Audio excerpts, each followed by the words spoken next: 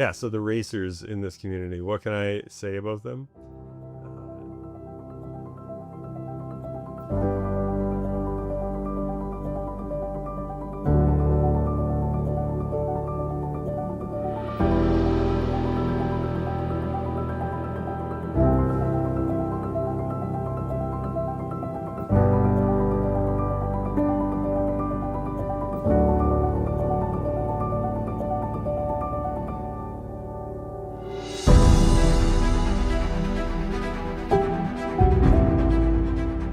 I've only been able to meet the racers through incredible local organizations like Gravity MTB, U-Rock, and all I can say is that they are such good people, and it's probably something in the water here in Comox Valley and Cumberland and Vancouver Island in general, but I just see such a humbleness to them that it's absolutely insane. Last year I did a project called the Dream Trail, and it was one of those opportunities that I had to be able to go out with a professional mountain biker on the island here.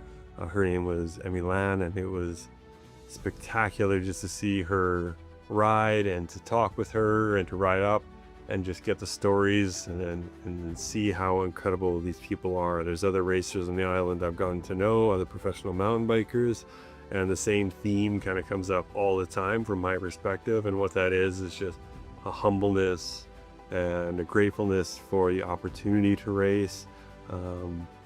There's such an incredible vibe with these people just to be. So what does that mean? What does that mean to be humble and things like that? I grew up playing hockey. I went to a pretty high level, and one thing that happens to hockey players when they get to a pretty high level is they get pretty conceited. They get pretty in their own head about how good they can be. I don't know if it's the sport of mountain biking or the fact that things can turn around so quickly when it's an individual sport like that. You can be on top of the world, lose 2 races, and fall back down to earth pretty hard. So there's not a lot of room for that, and I'd be curious to see what like a professional racer would say about that. But what I can say is that seeing what happens to someone when they ride bikes a lot and get to a point where they are professional racers or amateur racers, there's a fire in them, and it's super internal and they have this sense of community amongst other racers that is just something I can't even imagine. Even though I played hockey at a decent level, the camaraderie I see and the competitiveness I see amongst those people at these races is very fun. And that's kind of the high level stuff where you're talking about, yeah, the Emmy Lands or the Patrick Laffeys, lots of professional riders that way that come out of this area, but also the up and comers, like the kids just got this fire to get faster and faster and faster, and they want to ride with people that can get them faster. And here they have the opportunity for that. So Gravity MTB with Chad and CJ are just spectacular at making sure that these guys and gals get like the best training they possibly can. They can get paired up with the right people. They can be entered into the right races, and they're getting out there and they're getting so much experience. And one of the main things I talked with Chad about, maybe I'll let him explain it now, that they're not just helping these people become better racers, better athletes. They're trying to make these kids become better people. And I think that's a really admirable thing to do, especially in any sort of sport. When I was playing hockey, it was the same thing. You have some coaches that could really help you thrive as an athlete, but also help you understand failure and understand the struggle of pursuing something like that. And I think that's something that I'm really excited that Cumberland has with Gravity MTB. I don't know how they would structure it without that. I think it would be very sparse with a lot of random coaches here and there, but when you have like an organization like Gravity MTB, you can have this consistent structure so that these racers are going out and they can coach themselves because they've all been caught kind of in a similar way.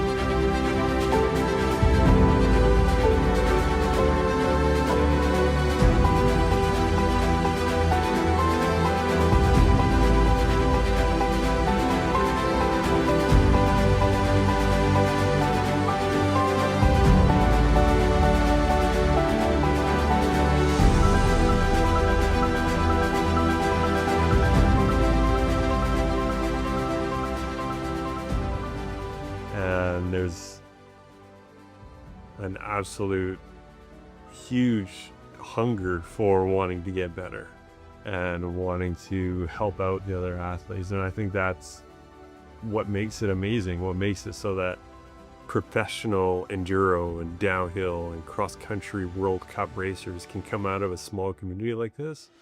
Is, as somebody that's on the outside looking in, I'm nowhere near professional racer level, nor have I ever been, but as someone from the outside looking in, I can look at that and say there's something special there, there's something in that town that works. And I think what it is that small community vibe, the core racing and coaching system that they have there, the access to one of the best trail networks per capita in the world, I'd say, and a lot of them would say. And then also a downhill park to work on some other skills with Mount Washington there. And all over the island, there's spectacular riding all the way down to Nanaimo and down to Souk and Victoria and Parksville. There's so many incredible networks of trail on the island that people can go to very easily. And one boat ride away and a little drive north and you're getting into Squamish and Whistler. Yeah, the Western Canada is just one of those places where you can really thrive as an athlete, thrive as a racer if you want to be. And yeah, with our mild temperatures, you can ride 10 months of the year, 12 months of the year if you really want to. You get a little snow, but yeah, I think it's a perfect little cauldron to produce spectacular athletes, and I think that's proven over and over again. And the stoke I see in those racers is something that I'm just so happy to be close to, just as a videographer, photographer, in my own little way, to get a taste of it, live vicariously through them a little bit, but understand their personality when they get out of here and know that they're representing the Comox Valley and Vancouver Island and Cumberland so well that it gives me a lot of pride in what Cumberland and the Comox Valley have to offer, and the quality and caliber of the coaches and trainers, physiotherapists that are supporting these athletes.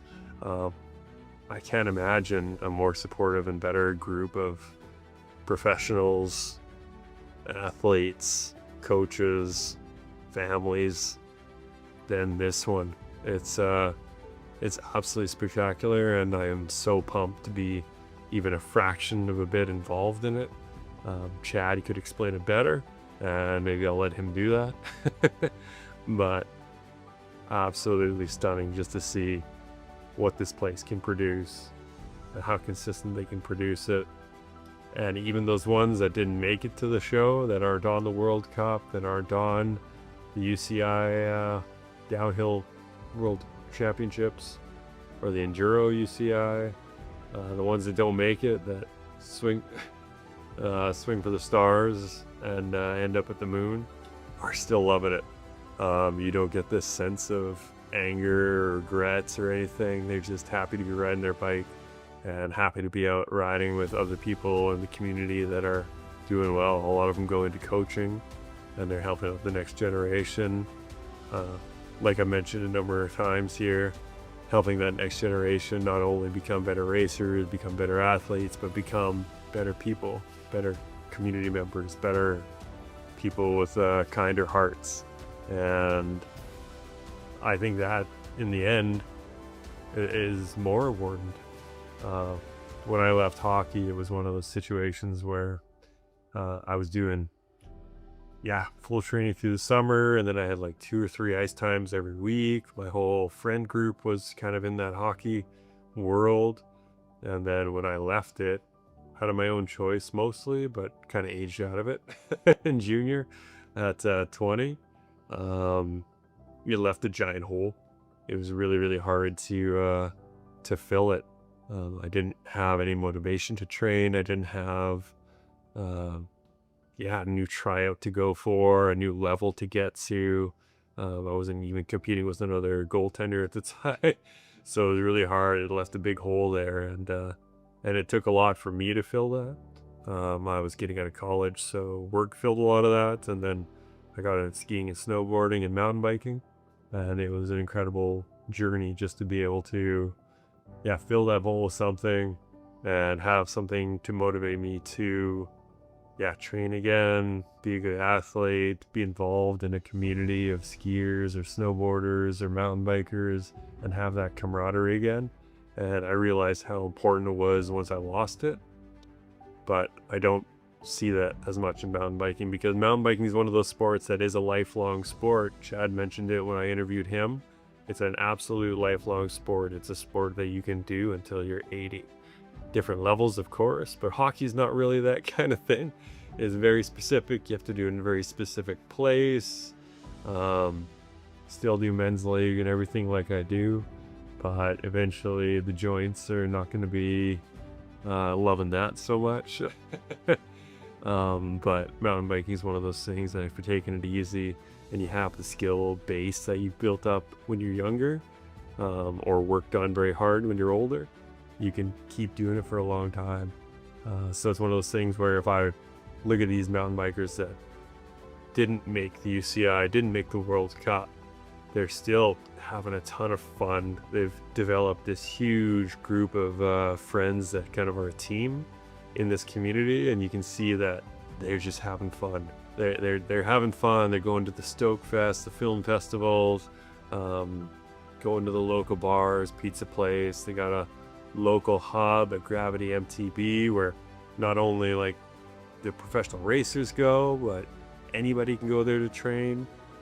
I can go there to train, and you get to kind of mingle in that group. And I think that's really, really cool. You don't have that steep drop off where all of a sudden you're just not, because you didn't make UCI or World Cup, you're dropping your bike and never riding again. That's just not how it works. It works more like you can keep pursuing that for a long time too. You don't age out of it like you do in hockey, so they can keep going and keep going and keep pushing and keep pushing, and there's always that drive. But even if that dream escapes you or you're not super keen on that dream, you can see those people that get into the community another way. Maybe they work for a local bike brand, maybe they work at a local shop, maybe they become videographers and they just build people that can actually ride their bikes. It's an easy community to stay a part of, and yeah, it's truly, truly amazing for that, being able to. So who do I think are going to be like the next evolution of racers and things like that? To be honest, I don't really care. I have kids now. I got a 5-year-old, and when I think of her being able to ride her bike and stuff, I just want her to have fun. When I look back on hockey, it was fun. I liked having the goals of being able to stop more pucks and be a better goaltender and be a better athlete every year and trying to prove in the summer, and had those goals set out for me. But it was always fun. When I got to the end, stopped being fun, and I was out. It wasn't making a lot of sense for me. I wasn't going to the show. But if I look at someone like my daughter, if I look at other young riders and racers, I just hope they're having fun. I hope they're being able to learn from their mistakes, to be able to learn to be a much better rider and racer, and to be a good person, to be someone that can be a good friend when someone needs it, to be able to stop when somebody's on the side of the trail and ask if they're all right, and learn new skills, of course, on how to ride your bike, but also how to maintain your bike. I think it's very zen. It's very meditative to be able to set up a bike on a stand and tuning yourself and understand how things work and everything like that. So I think you see that through how people are really pushing themselves in this sport